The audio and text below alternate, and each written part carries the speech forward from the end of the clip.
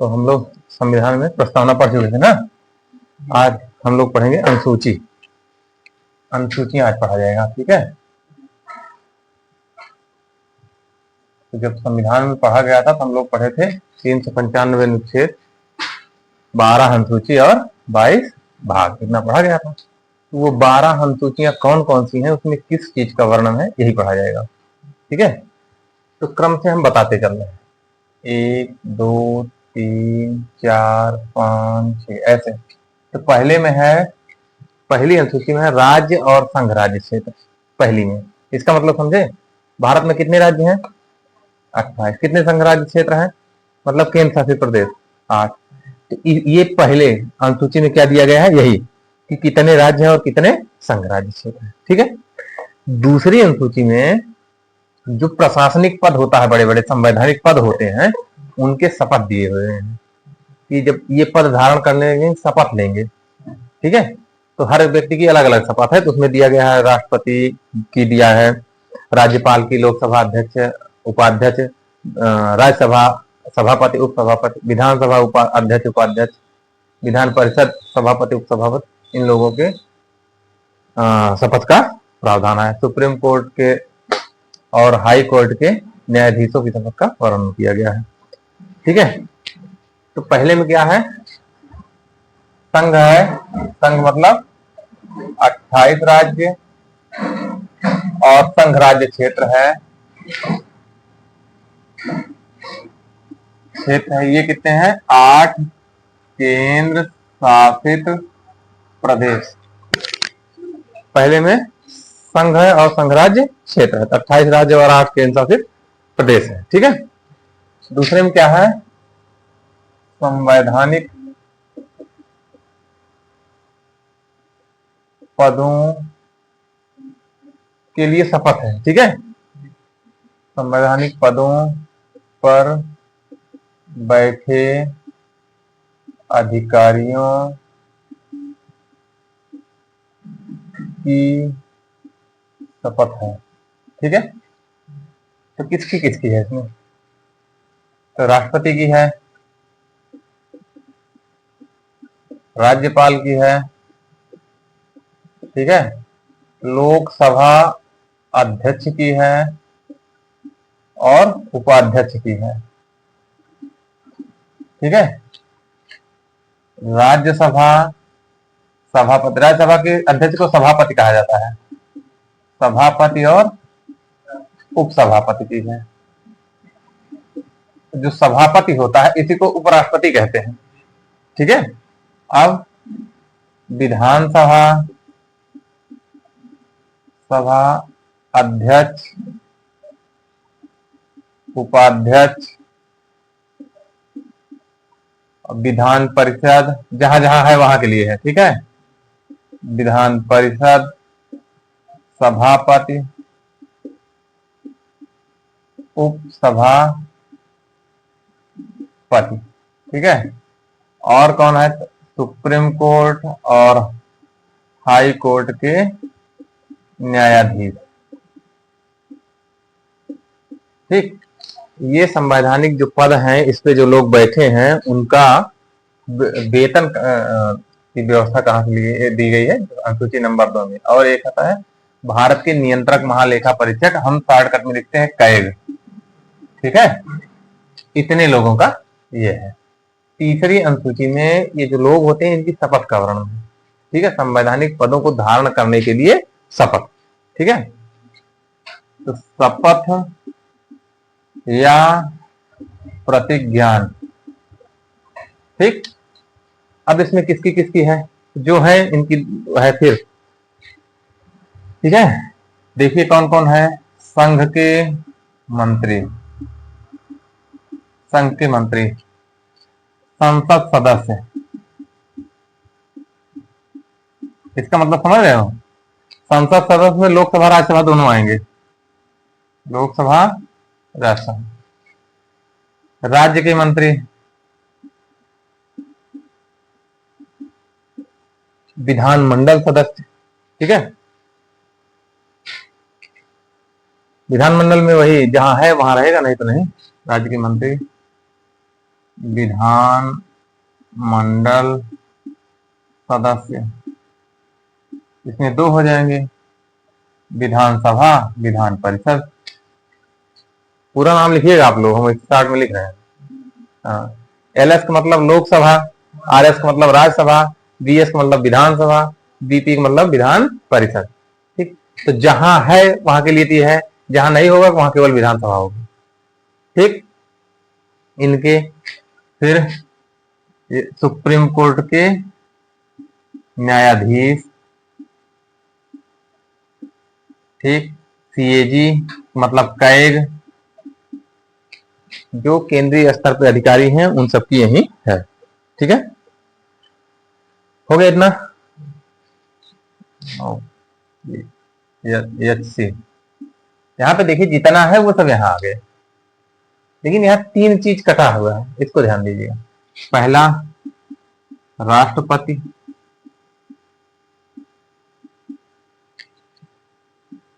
उपराष्ट्रपति और राज्यपाल। ठीक है, इन तीनों लोगों की शपथ का वर्णन अनुसूची नंबर 3 में नहीं है। इन तीनों, ये जो ब्रैकेट में लिखे हैं अनुच्छेद नंबर है। राष्ट्रपति की शपथ कहाँ है? अनुच्छेद 60 में। उपराष्ट्रपति की कहाँ है? अनुच्छेद 67 में। राज्यपाल की कहाँ है? अनुच्छेद 159 में है। तो इन लोगों की इस अनुसूची में 3 नंबर में शपथ नहीं है।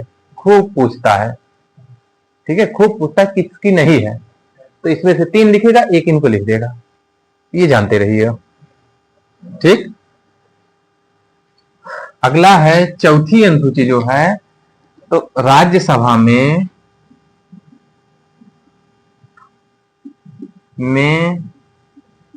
सीटों का बंटवारा। ठीक है, तो किस राज्य को कितनी राज्यसभा सीटें मिलेंगी इसका निर्धारण इसमें दिया गया अनुसूची नंबर 4। ठीक है, अनुसूची नंबर 5 में दिया गया है SC मतलब अनुसूचित जाति और ST मतलब अनुसूचित जनजाति। तो अनुसूचित जाति, अनुसूचित जनजाति, शॉर्टकट में लिखते हैं SC ST, जाति क्षेत्रों का प्रशासन और प्रबंधन। ठीक, ये 4 नंबर में प्रशासन और प्रबंधन या नियंत्रण कर लीजिए, इसको नियंत्रण भी कर सकते हो। ठीक, अनुसूची 6 में बात करोगे तो असम, पूर्वोत्तर राज्य जानते हो, असम, मेघालय, त्रिपुरा, मिजोरम, यहाँ पे जो जनजातियां हैं उनके क्षेत्रों का प्रशासन करना है। ठीक है, यहाँ पे ST नहीं, ध्यान दीजिएगा, ST के क्षेत्रों का प्रशासन। ठीक, 7 नंबर में आता है शक्ति का बंटवारा।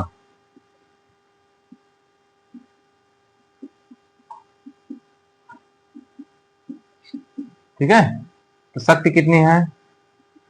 संघ सूची में, राज्य सूची में, समवर्ती सूची में। ठीक है, तो मूल संविधान जब बना था तो संघ सूची में उस समय मूल विषय जो थे वो थे 97। ठीक, और वर्तमान में कितने हैं? 100 विषय हैं संघ सूची में। ठीक है, 100 विषय हैं। ठीक, राज्य सूची में 55 विषय थे, अब कितने हो गए?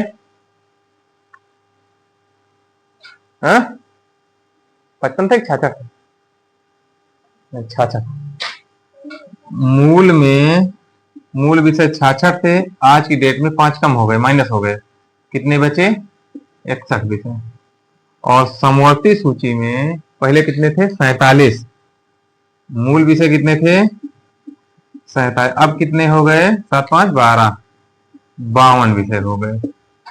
ठीक है, तो ये कब हुआ? तो ये मामला जो राज्य से घटा के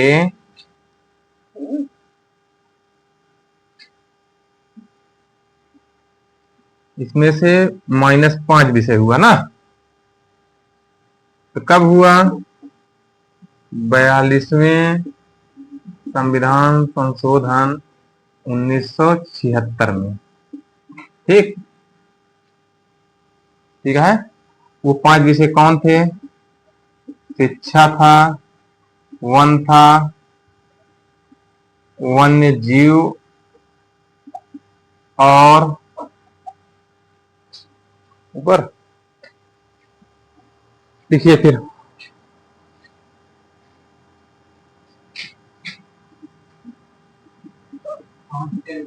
पक्षियों की सुरक्षा थी। कहा ये यहां से 5 माइनस हुआ है इसमें।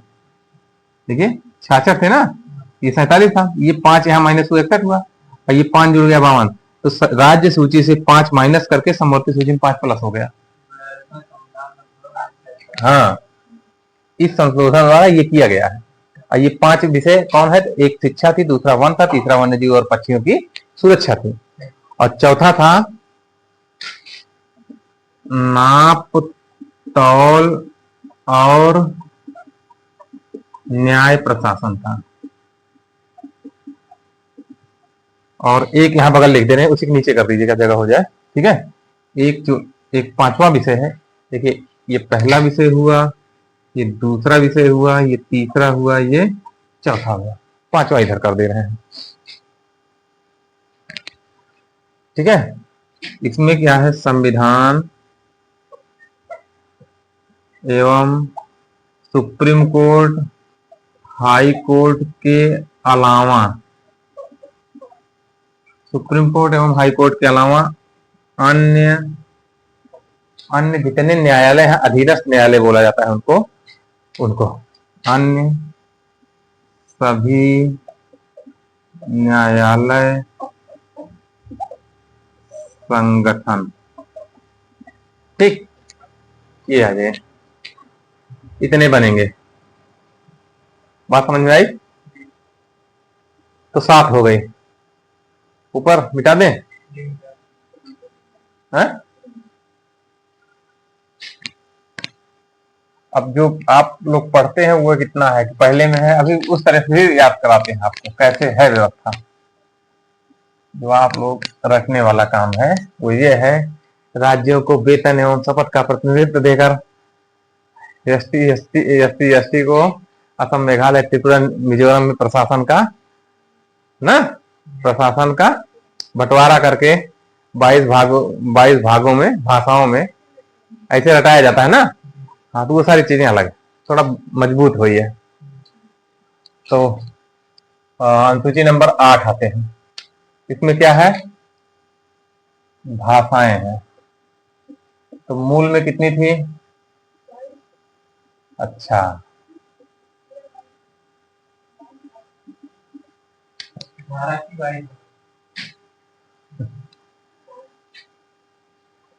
तो मूल संविधान में 14 भाषाएं थी ना। तो यही तो, जब जड़ देखते रहिए, जब समझ में आएगा तब बताइए कैसे। मूल संविधान में कितनी भाषाएं थी? 14। अब कैसे बढ़ेंगी, कब कब बढ़ रही हैं, ये दिखाते हैं आपको। तो पहला है 21वें संविधान संशोधन। तो बड़ी कब हुई? 21वें संविधान संशोधन 1971 में सिंधी जोड़ी गई। ठीक, ये 21वां 71 नहीं होगा, 67 है। 71 नहीं, 67 है। फिर 71वां संविधान संशोधन आया है, इसमें 3 भाषाएं जोड़ी गई हैं। मैथिली नहीं, मणिपुर, नेपाली, कोंकणी, ये जोड़ी गई हैं।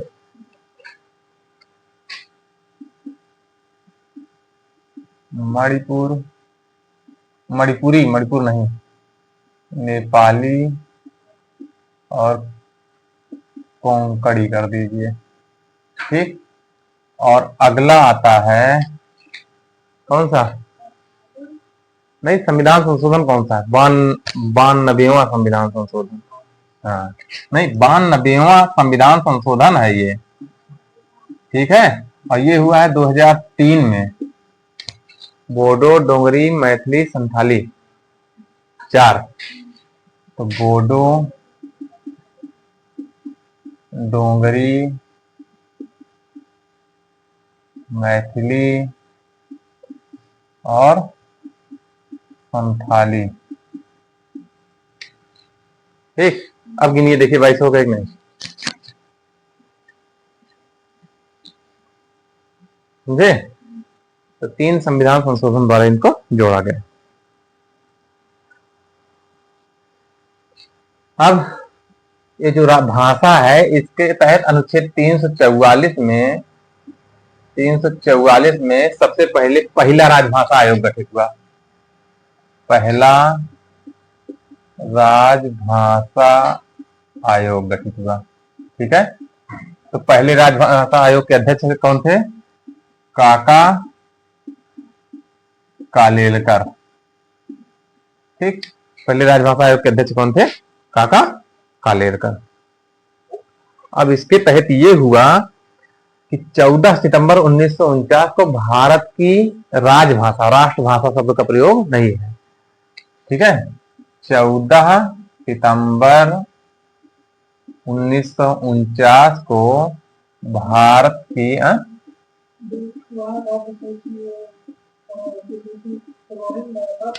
हाँ, ये 7 अनुसूची, ये अनुसूची है, ये सूची है। हाँ, 7 अनुसूची नंबर 7 को 3 सूचियों में विभाजित किया गया है। 5वां ये है। हाँ, संविधान, हाई कोर्ट, सुप्रीम कोर्ट के अलावा जो अन्य न्यायालय हैं, जिला न्यायालय, वो सब जो संगठित है वो उनको समोतिम कर दिया। 8वां यहां से होगा ना। ठीक, तो क्या हुआ? 14 भारत की राजभाषा हिंदी और लिपि कौन सी है? हाँ, देवनागरी घोषित हुई।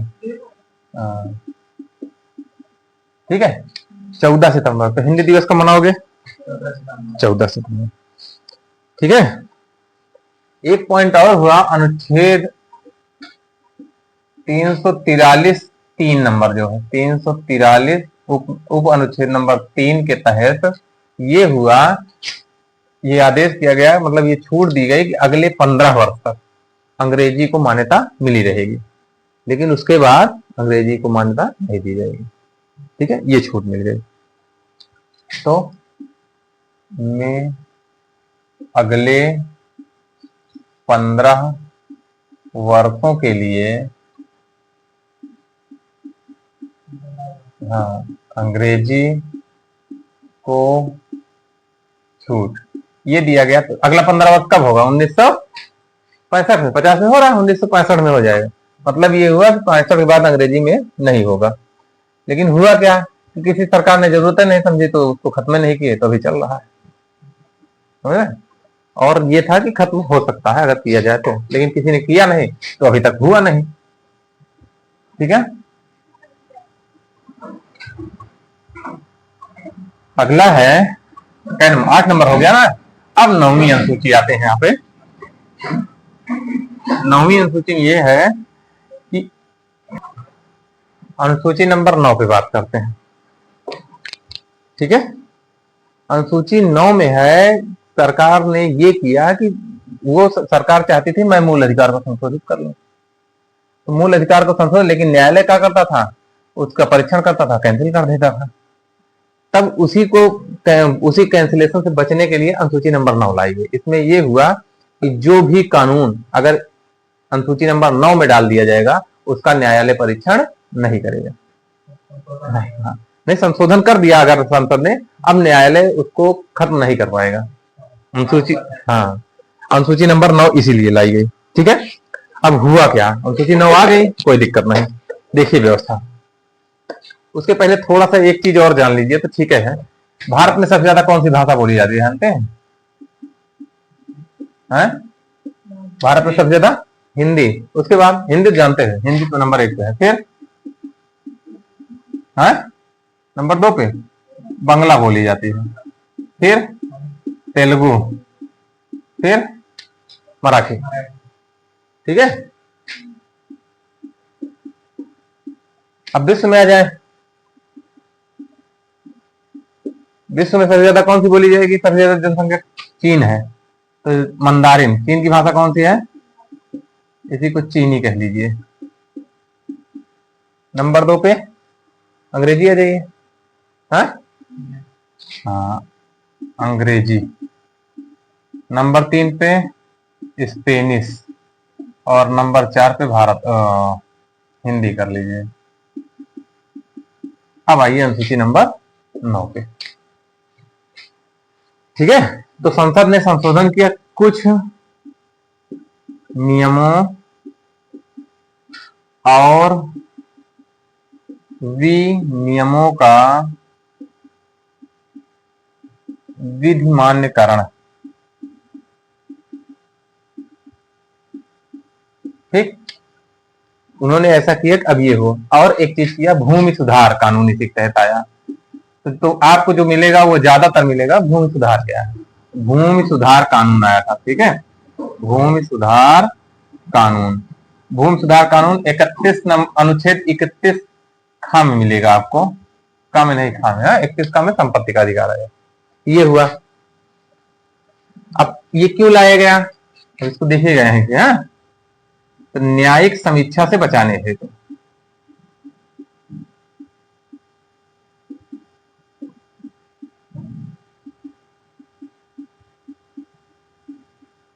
क्या किया गया? पहला संविधान संशोधन, पहला संविधान संशोधन 1951 में ये किया गया। इसमें ये व्यवस्था की गई कि अब चाहे जो भी हो, चाहे जो हो जाए, इसमें अगर कोई कानून डाल दिया गया तो न्यायालय उसका परीक्षण नहीं करेगा, उसको कैंसिल नहीं करेगा। ये व्यवस्था हो गई। ठीक है, उसके बाद आता है एक केस, देखे हैं IR कोलियो केस, IR कोलियो केस। ठीक, इसमें ये होता है कि 73 में हुआ है ये केस, 1973। एक ये देख लीजिए, और एक और है कोई वामन राव केस, वामन राव केस 1981 में है। दोनों में एक ही निर्णय है, उसी के बाद देखिए। ठीक है,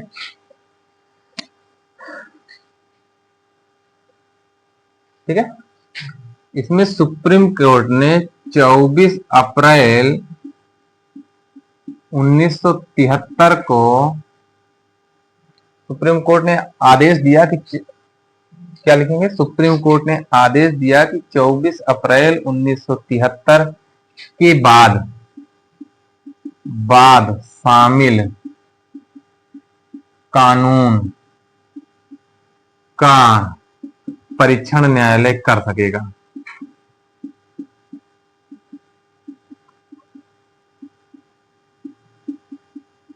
इसका मतलब क्या हुआ? अच्छा, ये 24 अप्रैल क्यों है, 1973 क्यों है? तो हुआ क्या था, इस दिन भैया वो केशवानंद भारती केस का निर्णय आया था। इसको जानते हो? केशवानंद भारती केस का निर्णय आया था, इसी वजह से ये डेट रखी गई। क्यों रखी गई, समझ में आया? कि इस डेट के बाद अगर कोई भी कानून इसमें अनुसूची नंबर 9 में शामिल किया जाता है, तब भी न्यायालय उसका परीक्षण करेगा, और अगर वो विधि विरुद्ध है या मूल अधिकारों के विरोध में है तो उसको कैंसिल किया जा सकेगा। अनुसूची नंबर 9 समझ में आई? अब आते हैं अनुसूची नंबर 10 पे। हाँ, अब विधि विरुद्ध है, कैंसिल कर देंगे। तो वो 2 केस इससे है, IR कोलियो और वामन राव केस। ठीक है, अनुसूची नंबर 10, इसमें आया दल बदल कानून। हुआ क्या कि पहले चुनाव जीतते थे और कुछ लोग इधर से उधर करके सरकार गिरा देते थे, पलट देते थे, तो उसके लिए ये कानून लाया गया। और ये कब लाया गया किस सन? 52वां संविधान संशोधन 1985 में लाया गया। इसमें सांसद जो होते हैं, सांसद विधायक जो होते हैं, इनकी अर्हता और निरर्हता जो शब्द जोड़ा गया। ठीक है,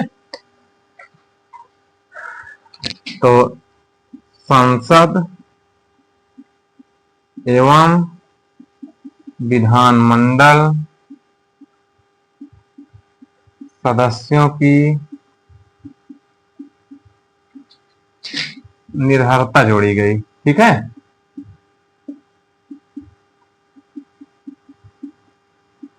तो क्या था इसमें? अनुच्छेद नंबर ये 102 में है, 102 में और 105 में दो अनुच्छेद बनाए गए। ठीक है, अनुच्छेद नंबर 102 में है ये वाला संसद वाला, और ये वाला जो है 191 में है। जैसे जो विधायक विधायक चुन लेते थे, तो कुछ लाभ के चक्कर में या व्यक्तिगत लाभ के चक्कर में पार्टी बदल देते थे, और अगर पार्टी बहुमत में नहीं है तो सरकार गिर जाती थी, दूसरी बन जाती थी। उसी को रोकने के लिए दल बदल लाया गया। ठीक है, अयोग्यता, अयोग्य हो गए आप। अब अगर आप पार्टी बदल रहे हो तो फिर जाइए चुनाव लड़के आइए, ये नहीं कि इसी के आगे चलोगे। अब यहां से इस्तीफा हो गया, आपका काम खत्म हो गया, फिर से चुनाव लड़के जीत के तो उस पार्टी में जाइए, डायरेक्ट नहीं जा सकते हैं। यही है दल बदल। ठीक है, 11 पे आते हैं, अनुच्छेद अनुसूची नंबर 11। इसमें पंचायती राज जोड़ा गया।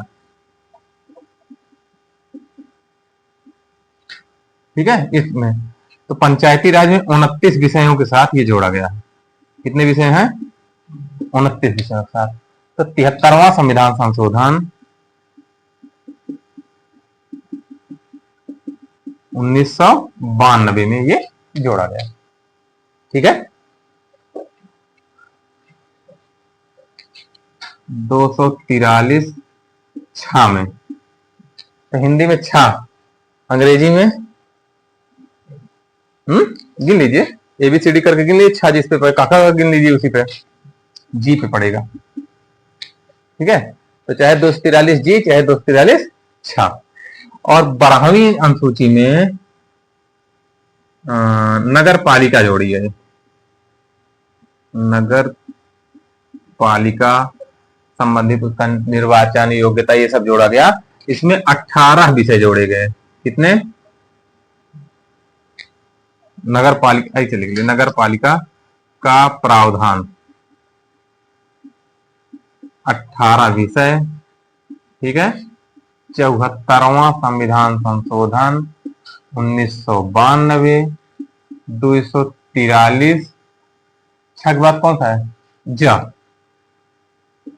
243 जा से लेकर, नहीं वहां शुरू हुआ ये आ जाएगा बा, ये 243 बा में जुड़ेगा, उसको कहेंगे डब्लू में। ठीक, ये 12 अनुसूचियां आपकी होंगी। पंचायती राज में 29 विषय हैं और नगर पालिका जो है वहां पे 18 विषय के साथ जोड़ा गया है। अब ये जो वहां पढ़ेंगे तो वहां 29 विषय बताया जाएगा, जो क्या क्या कार्य है इनके, क्या अधिकार है, ये सारी चीजें वहां। ठीक, ये उतना हो गया। अब इसको जैसे याद करना है, तो याद करना बहुत आसान है। ये तो थोड़ा सा बेसिक था, कैसे अनुसूची 3 में कभी कभी पूछता है ना, बहुत कठिन करता है। और छा पूछता है, ये सूचियों के विषय पूछ लेता है, ये भाषा में कैसे जुड़ी हुई हैं ये पूछ लेता है, अनुच्छेद 9 का अनुसूची नंबर 9 का बवाल पूछ लेता है। इस वजह से हमको ऐसा बताना पड़ा। ठीक है, अब याद करना है। पहला राज्य, ठीक है, भारत में भारत राज्यों का संघ है, राज्य। ठीक है, अनुसूची में। दूसरे में क्या है? वेतन। है, जो राज्य है, राज्य को चलाने के लिए कौन चाहिए? लोग चाहिए। उनको क्या चाहिए? वेतन। फिर उनको शपथ चाहिए, राज्यों को वेतन, राज्यों को वेतन और शपथ दिला दिए। ठीक है, चौथे में क्या है? राज्यसभा का सीटें दे दीजिए। 5वें में SC/ST क्षेत्र का प्रबंधन कर दीजिए। 6ठे में असम, मेघालय, त्रिपुरा, मिजोरम में ST, केवल SC नहीं, उनके क्षेत्र का प्रबंधन कर लीजिए। सातवीं में शक्ति का बंटवारा कर दीजिए। 3 सूचियां हो गई, संग्रह समूर्ति, 100 विषय, ठीक है, 61 और 52। और उसके बाद 8वीं में भाषा कर दीजिए, है, 9वीं में भूमि अधिग्रहण, ठीक है, 10वीं दल बदल, 11वीं पंचायती राज, 12वीं नगर पालिका। तो 12 अनुसूचियां बहुत कठिन नहीं है, उस तरह तो याद हो जाएगी, लेकिन जब इस तरह से क्वेश्चन पूछेगा तो कठिन हो जाता है, इसीलिए इसको यहाँ पे थोड़ा सा बेसिक के साथ समझना पड़ा।